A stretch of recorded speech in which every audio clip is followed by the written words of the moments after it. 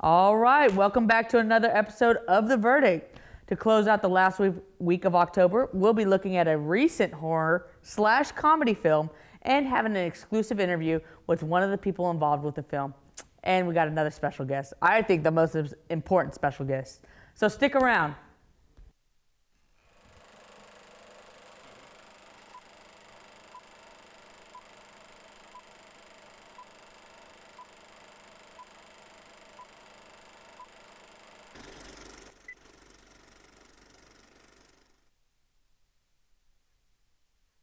Mo, and I'm here today with Hugh, my co-host, and I have a special guest today.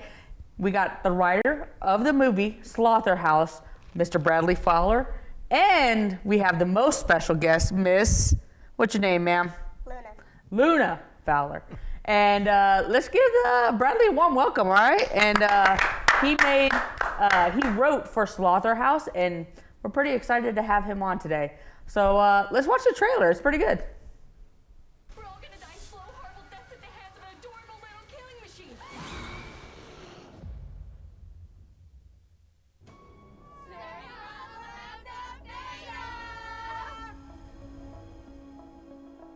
Maybe you were thinking about running. And have every sister turn on me my senior year? Might be surprised. You just need something that sets you apart. The new house mascot. I will be running for president. He was so clipped. People are really excited about Alpha. And you. Get rid of the sloth. I'm sorry, but it's you or me.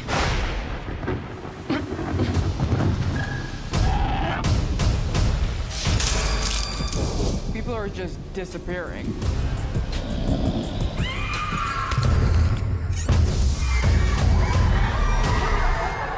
She's a sloth. She can't plan that. What do you even know about those things? I know that they're slow. Slow? Did she look slow to you? Did you see the look in her eye? She's like a cute Chucky.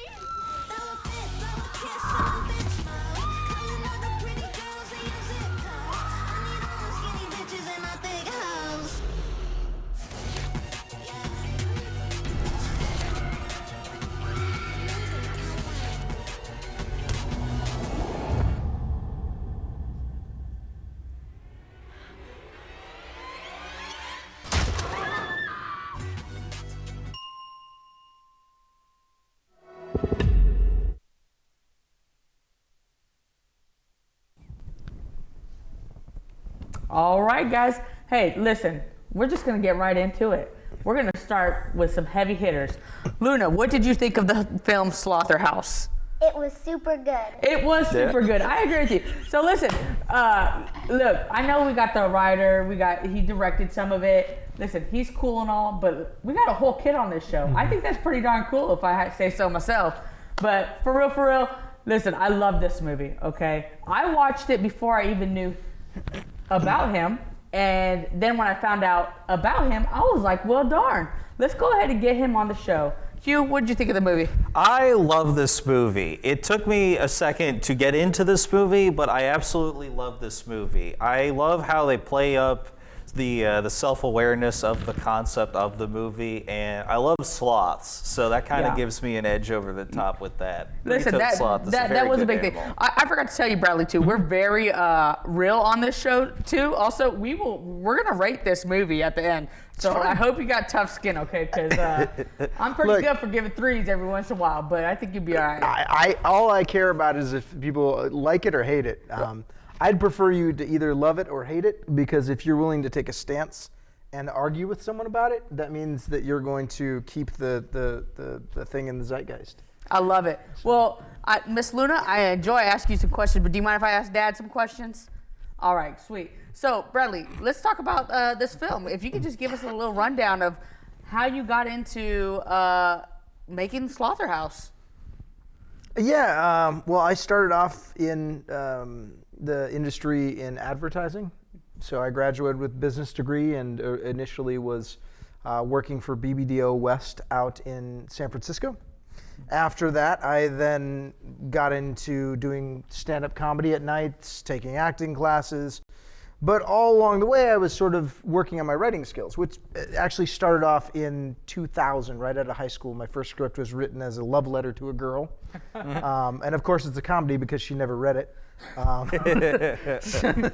would got you. Yeah, that's what that. She's like, maybe you should have went into comedy. That's what we call irony. No, but so that sort of got things going. And then when I felt like I was ready, I moved out to Los Angeles.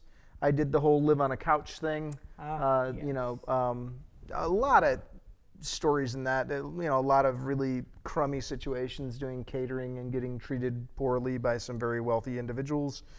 But ultimately, you know, the industry either makes you hard and stronger and willing to fight for your craft, or it washes you out. And there was a period of time where, you know, the work wasn't easy to get.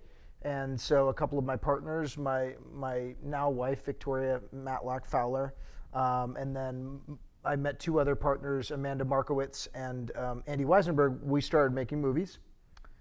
Made a rom-com with Edward Asner from Up. And then I made a psychological thriller with Lynn Shay. And ultimately that led me down the path of the Slotherhouse story. So the first two movies didn't quite financially work out the way that I wanted them to, which is okay, that's part of the industry.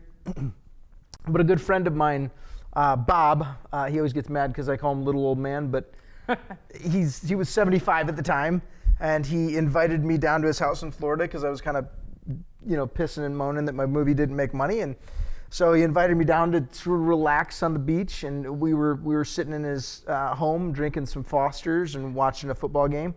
And I'm complaining, and you know, Bob was like, you know, what's the matter? Well, my movies didn't make money, Bob, and I want to keep doing this, but you got to make money to keep doing this. And he goes, well, what makes money? And I go, I don't know, Bob, stupid shit. And he goes, he said, well, he said stupid stuff, and he said, well, what's the dumbest idea you can come up with? And so right there, literally on his couch, came the idea Slotherhouse. That's amazing.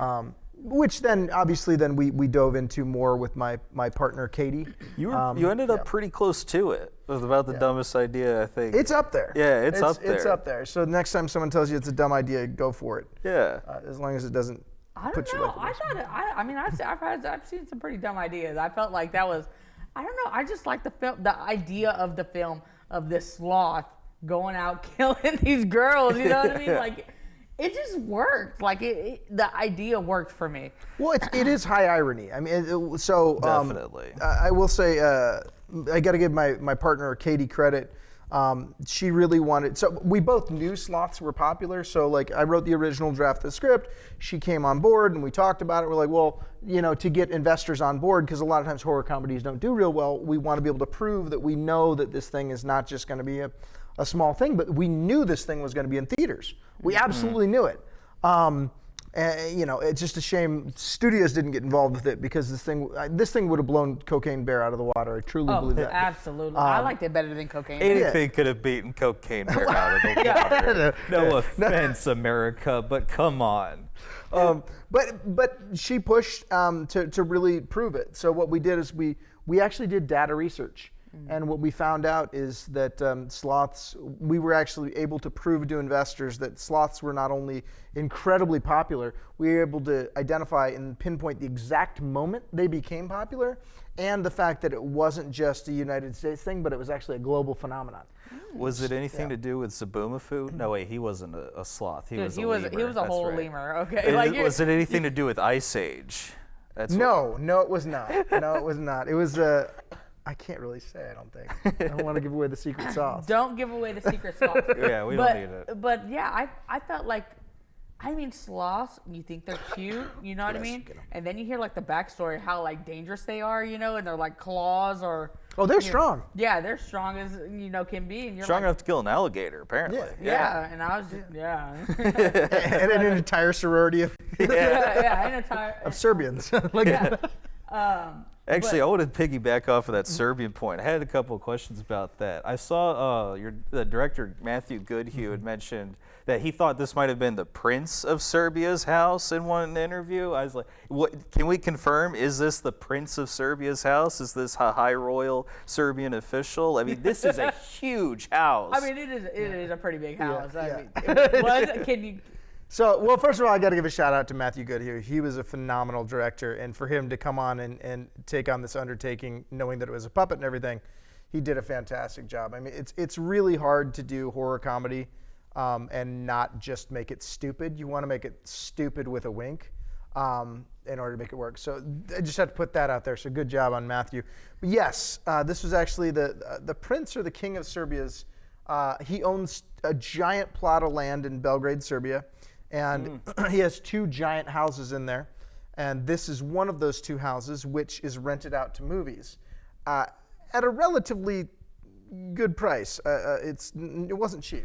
Yeah. But fun activity because Slaughterhouse is on Disney Plus Hulu.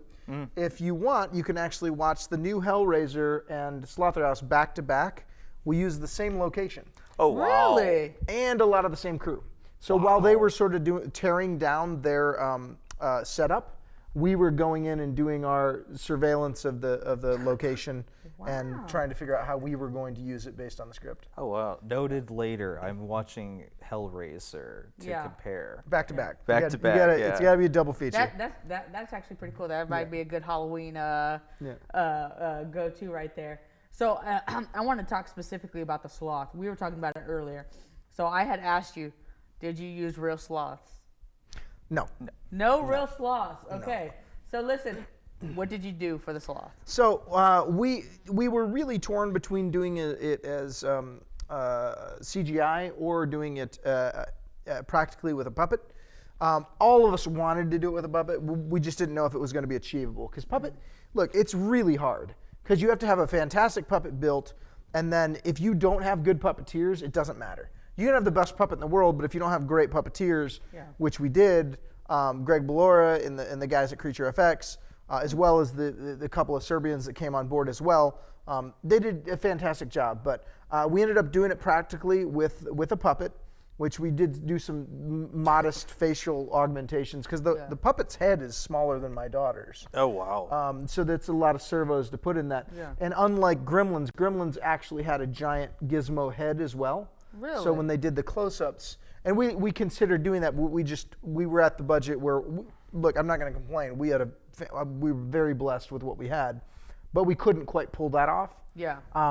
Nor could we pull off both a high CGI and a puppet.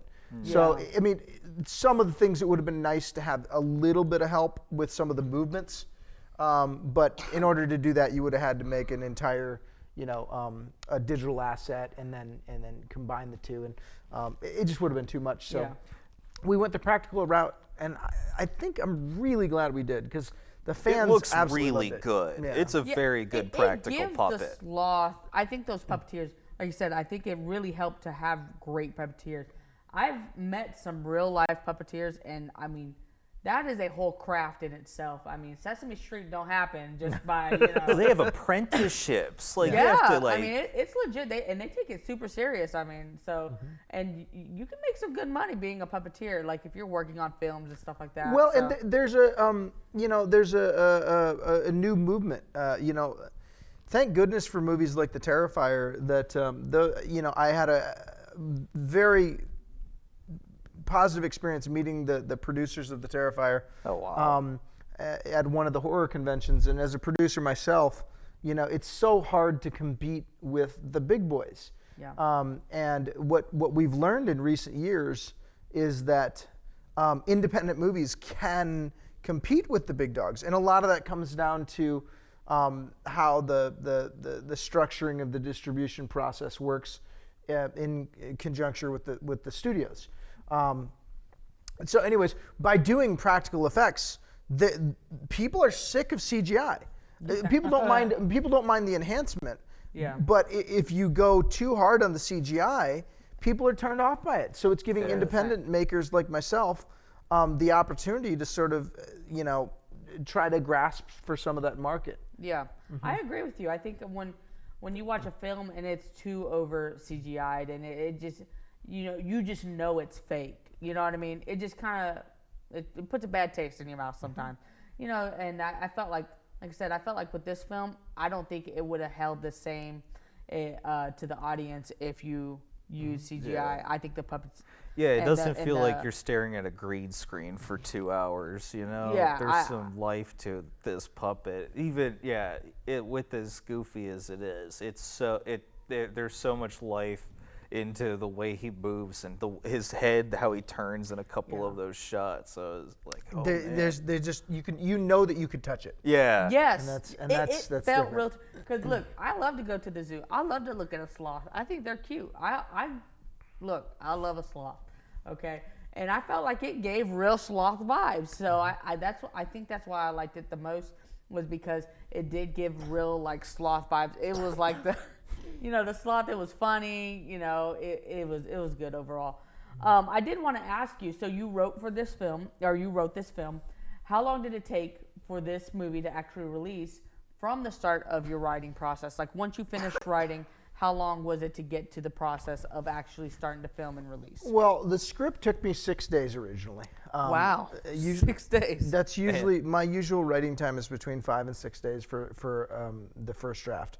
But when my partner came on board, we did our data research. We did do a shift in the tonality of the film. So the skeleton, if you look at the original draft and of this one, the skeleton's almost the exact same. But we shifted the tonality in order to achieve the demographic we were more interested in targeting originally. In the second draft, because we realized that there's a really good opportunity to make sort of a modern Gizmo here. Yeah. So we wanted to create something that was going to play to a little bit younger audience. And then on the sequels, we plan on bumping up to rated R to sort of play more towards the horror audience also, as our audience sort of it grows with us. But to answer your question, it takes me a very limited amount of time to write the script that's structurally good enough to pitch. And then from there, you have to put together all the pitch materials, your outlines, your pitch decks, and the pitch decks are all different. There's going to be a business deck, there's going to be a creative deck. You're going to have different decks depending on who you're pitching to. So if you're pitching to a studio, that's going to look different than if you're pitching to an independent financier. That's going to look different if you're going to try to go to a third-party money company or something like that. Anyways, I'm going on a tangent here. Long and the short of it is, I started it in. The idea came up in 2016 or 15, and then I wrote it, and then Katie got on board shortly thereafter, maybe 6 months into it. But the actual process of getting the financing for this thing took quite a bit of time. Really? Because again, it's like you go with an action movie, you're like, oh, it's an action movie, great. Yeah. Well, who's in it? Well, Dolph Lundgren's in it. Oh, great. It's greenlit for X amount of dollars. Yeah. Which that's not easy to do, mind you. No. Yeah. But when you go, hey, I've got a really dumb idea, people are like, well, that's a dumb idea. I'm like, I know, but let me explain to you why it's a dumb good idea. Well, you have to be able to prove that. Yeah. And it's very difficult to get people on board with that concept. And I wish we would have been able to get some more meetings with the studios, because if we would have been able to get the studios, I think they would appreciate the data that we had. Yeah. Because like I said before, I knew for a fact if we got in there, we would blow a movie like Cocaine Bear out of the water. Yeah. Because we had a larger potential audience than Cocaine Bear does. Yeah. We have an animal that is more popular and more in the zeitgeist. Yes. You don't have to rip off a story that's actually true in order to make it. Sure. And so in my head, I thought we had a slam dunk. Now it doesn't mean I'm right. Yeah. But I was very confident. But it took us quite a bit of time because of all those obstacles. But now that we have an audience, and it's global. We were in theaters in Japan for 4 weeks. We were in theaters, I think, in Lebanon, Poland, the Philippines. I think we were in UAE. Wow. We were all around the world in theaters. Yeah. So now we have an audience. You can go on, was it Twitter or X? Yeah. And I always tell people the 24-hour rule. Go on X. Just type in Slaughterhouse. I'm not saying the comments are always going to be nice. Right. But within 24 hours, people are still talking about it. Wow. So I actually want to talk about the comments. So, you're going to have people that don't like the film. Do you feel like negative Do you have like comment. sort of a favorite kind of response you've had to this movie? Yeah. No, I honestly, I feel like just after years and years of like I said, I've really failed a lot. Yeah. And I'm okay with that. I find it to be really rewarding to fail, because that gives you the opportunity to, when you do finally have some success, I think it has greater meaning, greater impact. It gives you a little bit more appreciation for where you're. And also, like, go ahead, go online, crap on the movie. Guess what? Someone else is going to argue with you because there's people that love it too. You're right, right. And that's fine. Like, it's not meant for everybody. I freaking love A Clockwork Orange. My two favorite movies of all time are A Clockwork Orange and the Korean version of Old Boy. That's not for everybody. That is not for me. My parents did not enjoy my recommendation to watch APSU. They did not. They got done. They're like, "Why did you tell us to watch it?" Like, I really liked it. Yeah. Don't So, worry. and I agree with you. Everybody has different tastes. I remember I liked this show called oh gosh, what was it called? It was about a bunch of whores. And I told my parents to go watch it. Yeah. It also doesn't narrow it down either. But and Harlots. It was Harlots or something like that. yeah. And I loved it. I loved the show. I thought it was kind of funny and stuff. Told my parents to watch it. My parents are like, "Why would you make me watch it?" Why I would was you? like, Yeah. you know what I mean? But there has been some like Game of Thrones. I liked Game of Thrones. Gave them the referral. They liked it, and I just kind of fell off a little bit towards the end. But they liked the show, So everybody's gonna have a difference of opinions, Yeah. But I feel like this film, I don't know. I feel like the traction's really good in it because I think people understand this is supposed to be a dumb idea, but it works. You know what I mean? Yeah. Well, and here's the thing too. Like, my big belief on movies is you build a character, not a movie. yeah. You build an iconic character. Like, Alpha's fun. Right. And my whole thing is like, okay, if I was 8 years old in 1989 and I had I was going to KB Toys to buy an action figure and I had the option to buy a Chucky doll or an Alpha the Killer Sloth, I think I might buy Alpha the Killer Sloth. I'd also want the Chucky one. But my whole thing is this, do people want to play with the character in their head? And if you look at, I've had a lot of talks with horror fans, they're all dumb.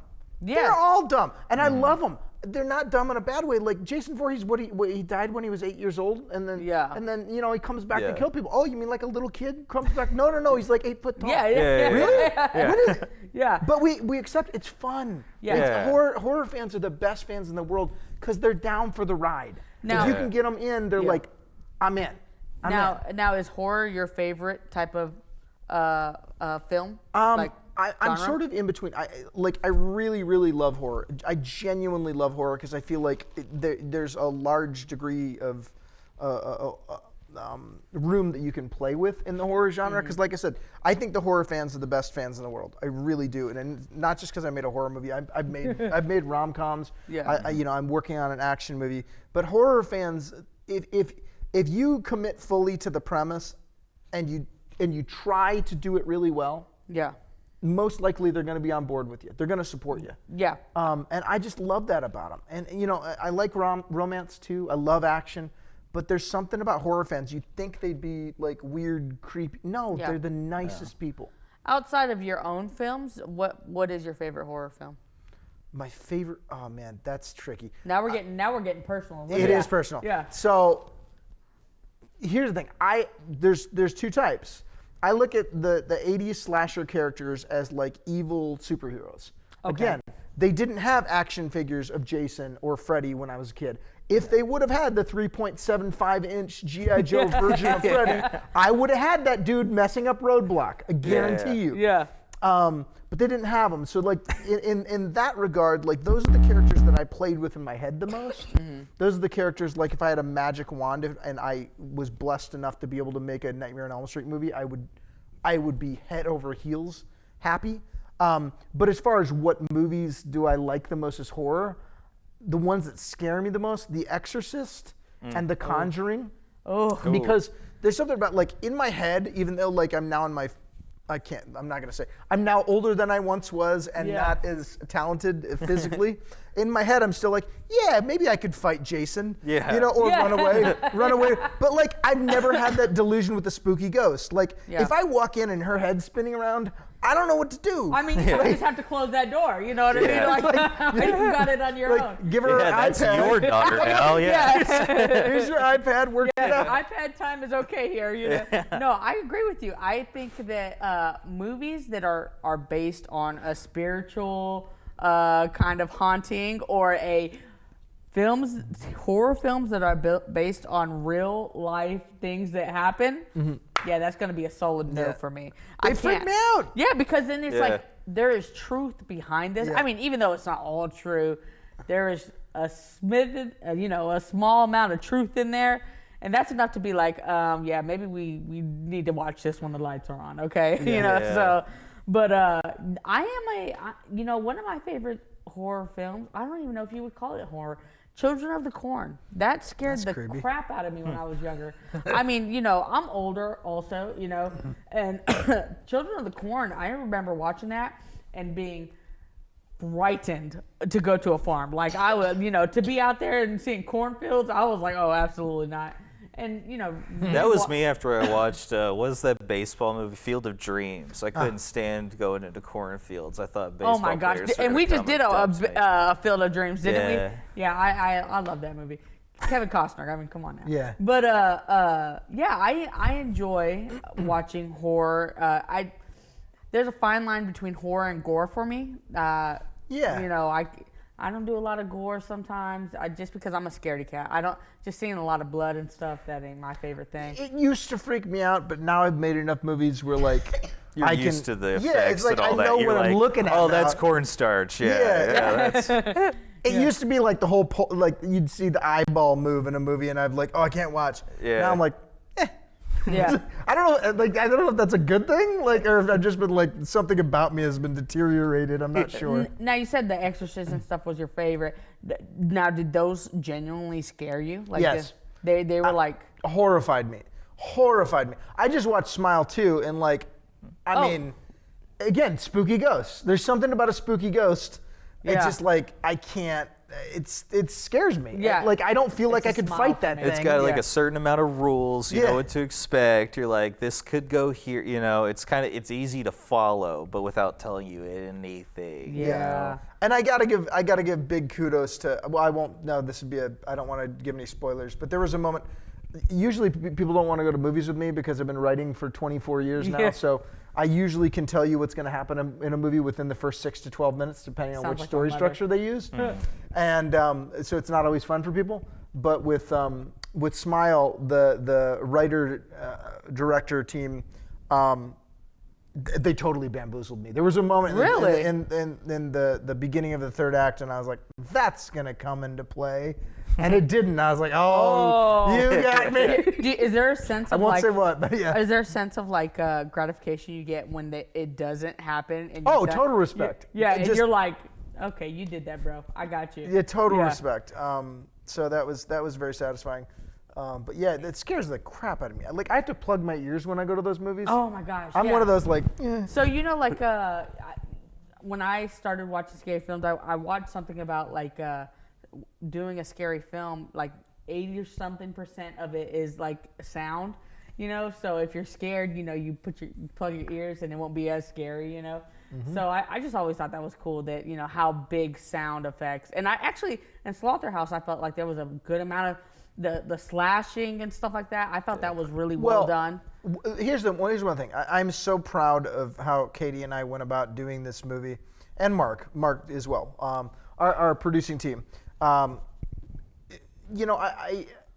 very proud of the fact most independent movies, the first area they decide to go cheap on is the sound design and the music. Yeah. And our sound design team was just absolute tip top. Our music team, our composer was phenomenal. Sam Ewing he works with Bear McCreary. From Walking Dead in a bunch of the Blumhouse films, as well as Marty Kunal as well for sound. But we went all in on the sound because we're like, that really is where we have to land this thing. Because if you will look at crappy imagery as long as the sound's good, but if the sound goes bad, you will go, oh, this is a cheap movie. Yeah. This is a bad movie. Yeah. Immediately, it's phenomenal, and Yeah. that's almost what all the independent filmmakers do. They go, "Oh, let's go cheap on sound. Let's make sure we have the best lenses, the best lighting." Yeah. I say do the opposite. Yeah, I Do the agree with opposite. you, and I think that really showed in this film. But okay, we're gonna have to wrap up. We're over here having a good time. Oh, yeah. Before we wrap up, though, we like to end the show and we like to rate. We're not gonna ask you to rate your own movie because I'm pretty sure it's a 10 in your eyes. So I'll do it.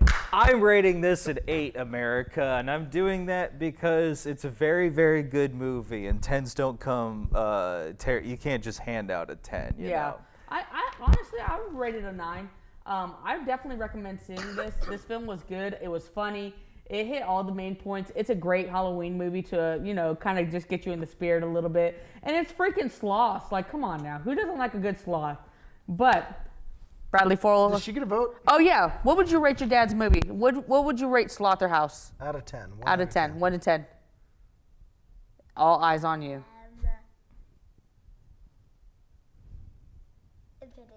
Infinity. Oh, Hey, Infinity. listen, Mic drop. well, We if broke you- the scale tonight. Listen, I don't think we've ever We had broke the an whole infinity scale. on Yeah. the verdict. So here we go. Listen, you heard it straight from Miss Luna Fowler right here. Go out, watch Slaughterhouse.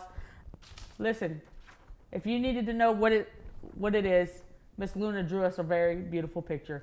Slaughterhouse. Thank you so much, Bradley, for coming. We appreciate you. Also, he does go to Austin Peay. He is a teacher here. He teaches Public speaking. public speaking, and his wife also teaches here. So if come you- to Austin Peay. You might get taught by an actual movie writer. and director. So I know he has some projects coming up, and hopefully we can get you back on the show and talk about that. And watch it on Hulu or Disney Plus, or you can rent it. Oh, there you go. Oh, Luna wants to say one more thing. I'm Yes. so sorry. I don't. My mommy works here too, and sometimes sloths are moldy. There you go. Ah. You didn't know that, but that is something I did not know. Listen, I love it. You never know what you're going to get here on The Verdict. Thank you, Miss Luna. Thank you, Mr. Bradley. No problem. Thank you again for watching The Verdict.